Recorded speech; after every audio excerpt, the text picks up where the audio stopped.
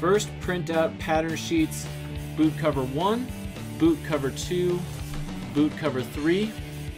Cut all the pieces out, and some of the pieces you'll join at the X's, line them up there. So after you have them cut out and taped together, you have 2 patterns that look like this.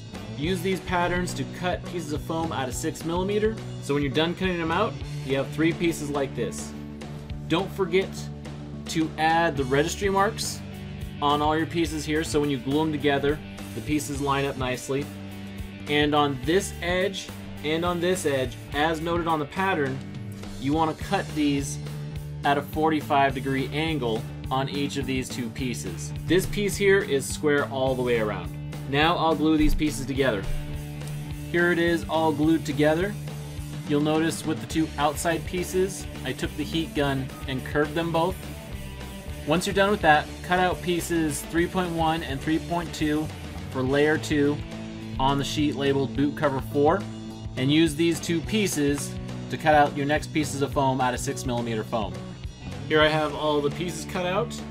I used 3.1 for the right and the left side. You'll notice it says L&R in there for that very reason. Also, don't forget, on these 2 pieces, you want to cut at a 45-degree angle right there.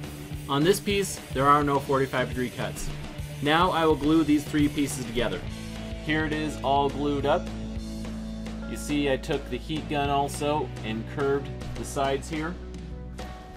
Now what I'll do is I'll lay it onto the main piece, line it up at the top here, all the way around, center it here.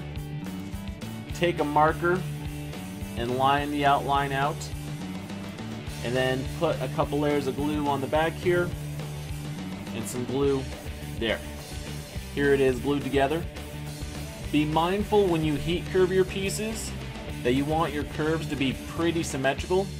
Otherwise, the symmetry will get out of balance more and more as you add pieces to your boot cover. Now do the same thing that you did with 3.1 and 3.2 with layer 3, pieces 4.1 and 4.2. When gluing layer 3 onto the rest of the piece to make sure that it's symmetrical, first you want to start off making sure that it's centered here, and then what you want to do is this corner right here on both sides, you'll use that corner to line up with the top edge here. So once you have it centered here and you have it lined up, that top edge lined up with that corner there, that will give you a symmetrical piece. So here's layer 3 all finished up. The next thing will be printing out the pieces for layer 4 as labeled on the top. Use those patterns to create a piece similar like the other ones, like this. Curve it a little bit with your heat gun, and just like with the other pieces, you'll want to center it in the middle here. And with this corner right here, just as I talked about when putting on layer 3, you'll want to use that to line up with this edge here.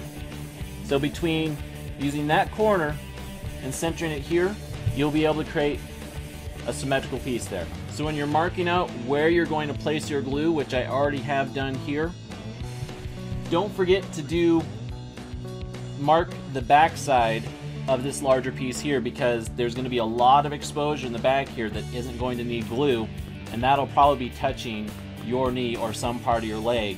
Next, cut out pattern BC9 to make a piece out of 3/8 inch foam, or you can use 6mm foam and double it up if you like.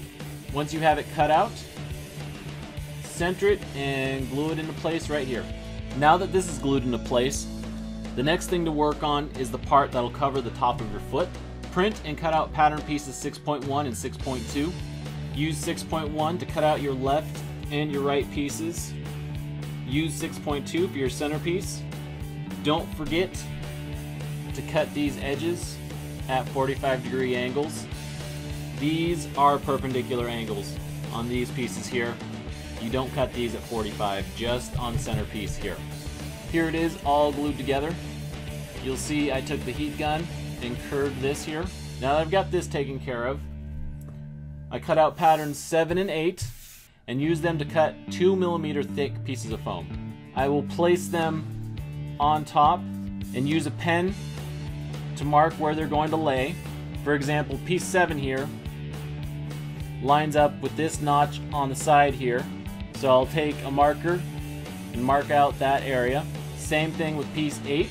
I'll lay up glue in those places and glue them in place.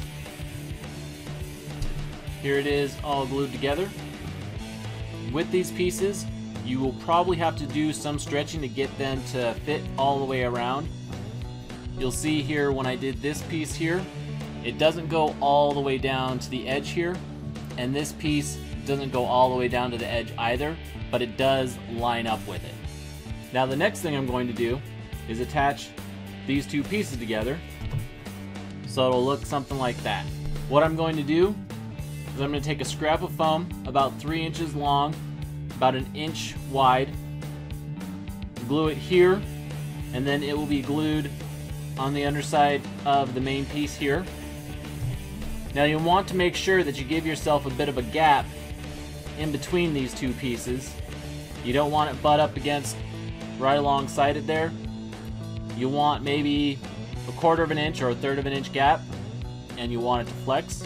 I'm also going to be taking about 3 inch long pieces of elastic. I'll be attaching them to the side here, and they will attach on the inside of the boot like so. So I'll be doing one on the right side, and I'll also be doing one on the left side. Also, I'll be taking a longer piece of elastic and attaching it underneath like so. Doing this will help keep it secure over your shoe or your boot when you're wearing it. When gluing in your piece of elastic in here, be mindful of the size of your shoe or boot you're going to be wearing, and take that into account when cutting your piece of elastic.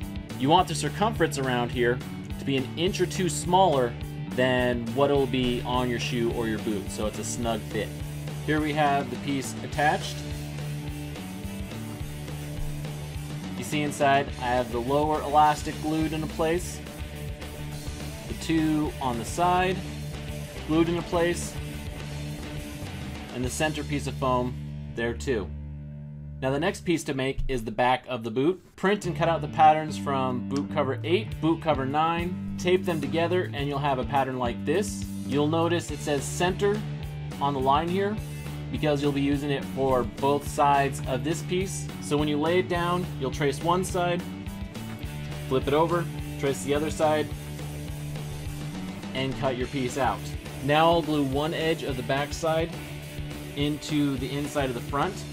When I do this, I will line this edge up parallel to this seam here, about 1/2 inch away from the seam, and this top here should be sitting about 1 inch above from this edge here. Here it is glued into place.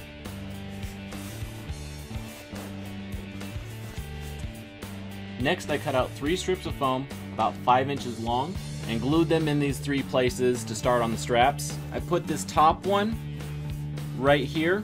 I determined where I was going to place this bottom one by closing the back side of the boot cover and seeing where it will sit.